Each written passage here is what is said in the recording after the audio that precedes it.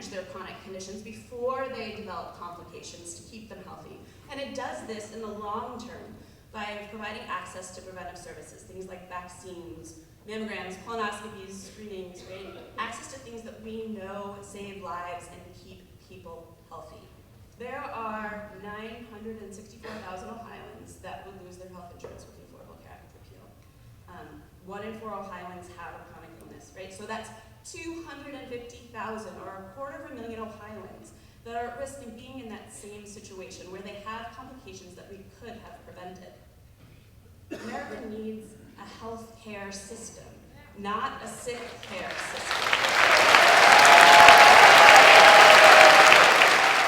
Effective contraception, effective women's health, preventative care is what allows women to get out of poverty. We are a first world country. We are supposed to be one of the leaders in the free world. The ACA has allowed everybody to have that one free preventative visit a year. It's so important to take care of your health proactively. We've already seen what happens in areas like Texas, like Indiana, when preventative health care or access to care is shut down. What happened in Indiana is they had one of the largest and most rapid HIV outbreaks seen because of sharing of needles and then lack of access to STI screening. So that's a huge public health crisis, and that's a result of a cut in public funding. So what we want to do, what I would like to see, and what I would hope everybody would speak to, is remind our representatives that we want healthy, productive people in Ohio. Why do I support the Affordable Care Act? Because it saved my life. I was unable to get health care coverage because I'm a type 1 diabetic and have had diabetes since the age of 5. When the Affordable Care Act was approved, I signed up right away. While it was a bit difficult to get through by phone, I finally managed to get someone. They were so kind, caring, and helpful. We got a tax abatement, which made our premium affordable. From my 2016 coverage to my current 2017 coverage, my payment for the Affordable Care Act only went up 6%. Only 6%. Do not force us to go uninsured without coverage that helps us buy pharmaceuticals like insulin and syringes and pump supplies. These are necessities that keep us alive. Without this coverage, many of us may lose our lives. For us, the Affordable Care Act isn't a political or an ideological issue. It's something that is making a major difference in our lives. 8 years ago, in 2009, when the Affordable Care Act was being debated in Washington, a group of a dozen of us traveled to your local office to ask you for your support for a bill that we knew would matter to us. On that day, we were told you were too busy to see us. Now you and your Republican colleagues want to repeal the ACA, and apparently you're too busy to see us again. So, Congressman, I can tell you that the Affordable Care Act has worked exceptionally well for us. Our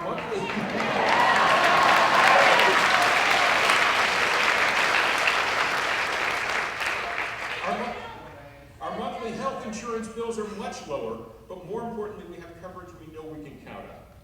And there are millions of people like us who have gotten insurance through the healthcare marketplace. I have asthma, and when I got bacterial pneumonia in 7th grade, my pediatrician offered to see me in his office every day for 2 weeks, rather than send me to the hospital due to the expense. When your health care relies on kindness and charity, there's no security. There's only a series of small emergencies punctuated by nervous silence. Representative Tiberi promised me, we're not going backwards. But the plans the current Congress has put forward will take away some people's insurance and put living, surviving, out of reach financially for some of us. We cannot and must not go backwards.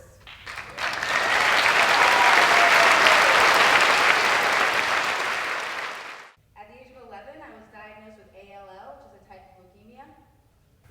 The medicine that I was taking 3 times a day, 400 milligram tablet called Gleevec, cost me $10,761.08 for a 30-day supply. To give you a little bit of something to chew on, today with the ACA, I pay $28 a month for that.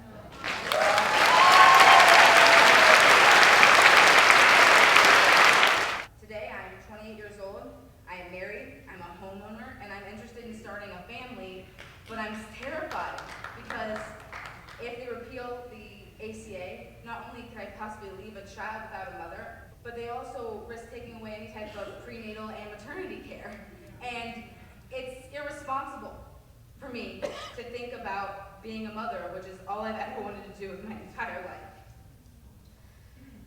For our Congress people and senators to think that they have the right to dictate what I deserve as a human, as a woman, as an American is atrocious. It's sinful. It's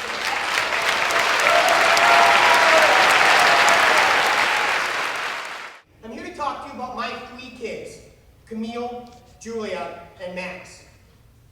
They're like everyone else's kids. They're into sports and movies and art and really terrible music that they play way too loud. But here's what they have that most kids don't. My 3 kids have a total combined of 9 autoimmune diseases. My kids and I don't want your sympathy. We don't need it. I have watched with incredible pride as they have overcome failing pancreases and broken thyroids and arthritic knees and horribly flawed autoimmune systems to emerge as the smart, successful, well-adjusted kids that they are today. But the incredible irony is that the one obstacle they might not be able to overcome isn't related to their body's failures, it's related to the failures of our political system, which has somehow put petty partisan politics ahead of the well-being of America's children.